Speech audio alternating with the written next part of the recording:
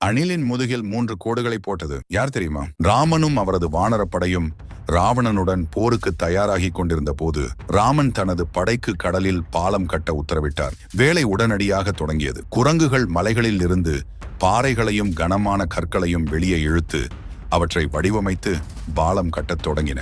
ஆயிரக்கணக்கான குரங்குகள் இரவும் பகலும் உழைத்து நீண்ட நேரம் எடுக்கும் சவாலான பணி. ஒரு நாள் ராமர் ஒரு சிறிய பழுப்பு நிற அணிலை கவனித்தார். அணில் வாயில் சிறிய கூழாங்கற்களுடன் கடற்கரையில் ஏறி இறங்கியது. ஒரு பெரிய குரங்கு தனது முதுகில் ஒரு கனமான கல்லை சுமந்து கொண்டு அணிலை பார்த்து கிட்டத்தட்ட தடுமாறியது. குரங்கு இடியுடன் கூடிய குரலில் கத்தியது, "நீ சின்ன அணில், நீங்கள் என் வழியில் இருக்கிறீர்கள். நான் கிட்டத்தட்ட விழுந்தேன். நீங்கள் இங்கே என்ன செய்கிறீர்கள்?